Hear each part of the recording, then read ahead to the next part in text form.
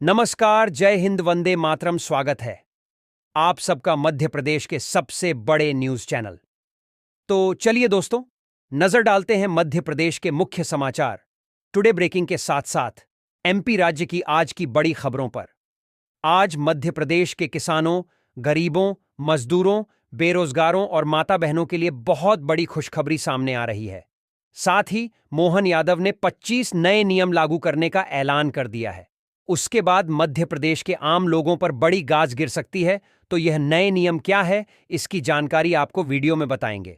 सती मोहन यादव ने 5 नई घोषणा लागू करने का ऐलान कर दिया है। उसके बाद मध्य प्रदेश की सभी महिलाओं को लाडली बहन योजना के तहत अब हर महीने 2-2 हजार रुपए की किस्त और दी जाएगी और एक एक एलपीजी गैस सिलेंडर भी फ्री दिया जाएगा। तो यह योजना कब से शुरू होगी, इसकी जानकारी आपको वीडियो में बताएंगे। साथ ही पेट्रोल, डीजल, सोना चांदी, इनके ताजा भाव क्या है, इसकी जानकारी भी आपको बताएंगे। साथ ही आज के मौसम समाचार पर भी चर्चा करेंगे। साथ ही मध्य प्रदेश की आज की तमाम बड़ी घोषणाओं और बड़ी खबरों के बारे में विस्तार पूर्वक जानेंगे।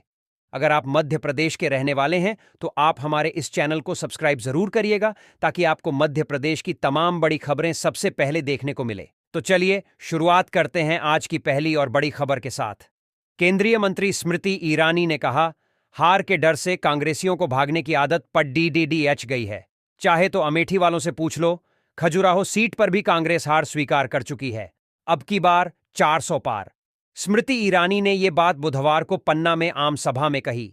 वे यहां खजुराहो लोकसभा क्षेत्र से भाजपा प्रत्याशी विष्णुदत्त शर्मा के नामांकन के मौके पर पहुंची थीं। सभा के बाद ईरानी और वीडी शर्मा खुले वाहन में कलेक्ट्रेट के लिए निकले। नामांकन का समय करीब होने और वाहनों की भीड़-डाच के चलते वे रथ से उतरकर कार से कलेक्ट्रेट पहुंचे। शर्मा ने दोपहर करीब 3 बजे नामांकन पत्र जिला निर्वाचन अधिकारी को सौंपा। इस मौके पर मध्य प्रदेश के कैबिनेट मंत्री प्रहलाद पटेल, विधायक संजय पाठक और बृजेंद्र प्रताप सिंह भी मौजूद रहे। लोकसभा चुनाव के दूसरे चरण में शामिल खजुराहो सीट पर अब तक 9 कैंडिडेट्स ने नामांकन जमा किया है। साथ ही नजर डाले अगली एक और बड़ी खबर पर। सीएम अरविंद केजरीवाल ने अपनी गिरफ्तारी और रिमांड को दिल्ली हाई कोर्ट में चुनौती दी थी। अदालत ने 5 घंटे चली बहस के बाद फैसला सुरक्षित रख लिया। ईडी ने कहा कि हमारे पास केजरीवाल के खिलाफ व्हाट्सएप चैट और हवाला ऑपरेटर्स के बयान हैं।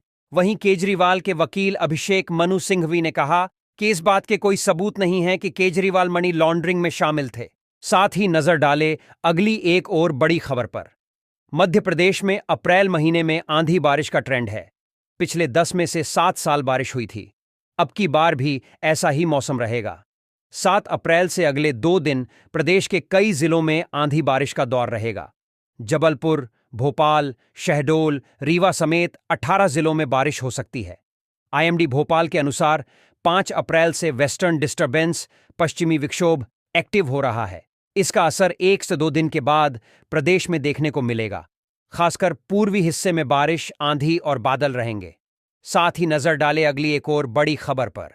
कांग्रेस बुधवार को मुख्यमंत्री मोहन यादव के खिलाफ 3 शिकायतें लेकर चुनाव आयोग पहुंची।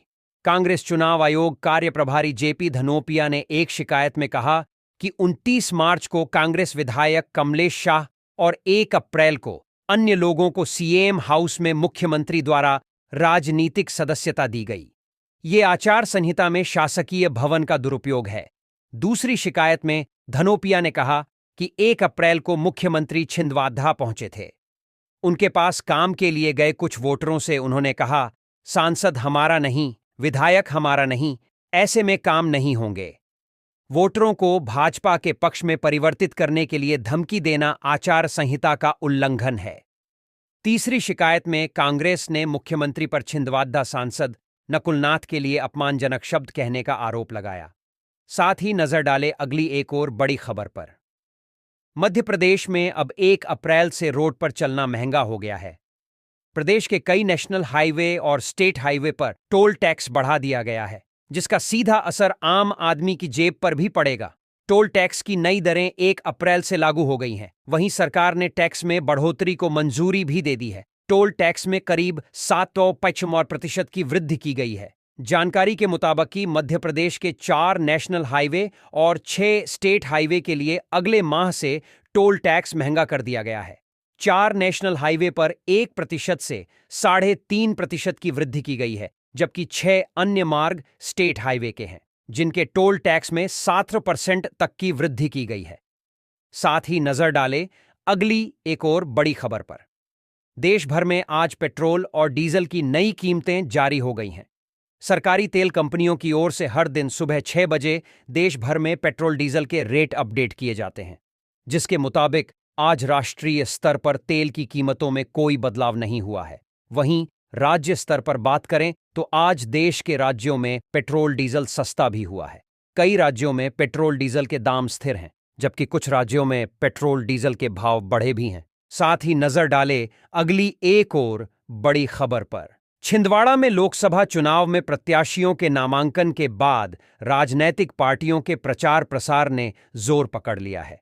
भाजपा कमलनाथ के गढ़ छिंदवाड़ा में सेंध लगाने के लिए स्टार प्रचारकों को लाने में जुटी हुई है। 6 अप्रैल को भारतीय जनता पार्टी के राष्ट्रीय अध्यक्ष जेपी नड्डा का छिंदवाड़ा आगमन होगा। भाजपा के स्टार प्रचारक जेपी नड्डा शनिवार को दोपहर 2 बजे दशहरा मैदान में जनसभा संबोधित करेंगे। जेपी नड्डा बीजेपी प्रत्याशी विवेक बंटी साहू के समर्थन में जनसभा करेंगे। बीजेपी नेता नड्डा की सभा में कांग्रेस नेताओं की हो सकती है ज्वाइनिंग। कांग्रेस नेताओं के पार्टी छोड़ने और बीजेपी का दामन थामने का सिलसिला लगातार जारी है। पिछले दिनों अमरवाड़ा विधायक कमलेश शाह और मेयर विक्रम आहके सहित कांग्रेस नेताओं ने पार्टी छोड़कर बीजेपी की ज्वाइनिंग की थी। सियासी गलियारों में चर्चा है कि भाजपा के राष्ट्रीय अध्यक्ष जेपी नड्डा की आम सभा में भी कांग्रेस नेता भाजपा का दामन थाम सकते हैं। साथ ही नजर डाले अगली एक और बड़ी खबर पर।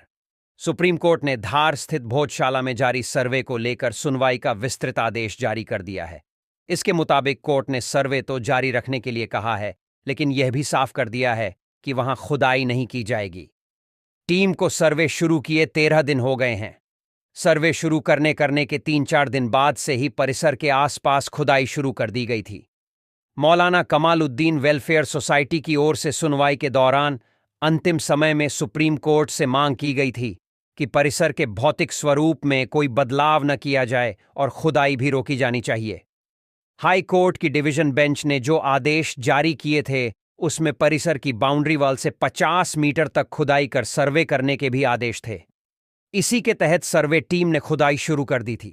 सुप्रीम कोर्ट ने जो आदेश जारी किए हैं, उसके तहत परिसर का सर्वे कार्बन डेटिंग व अन्य पद्धति से तो हो सकेगा, लेकिन तोड़फोड़ नहीं हो पाएगी। उल्लेखनीय है कि 6 सप्ताह के भीतर कमेटी को सर्वे कर हाई कोर्ट में पेश करना है।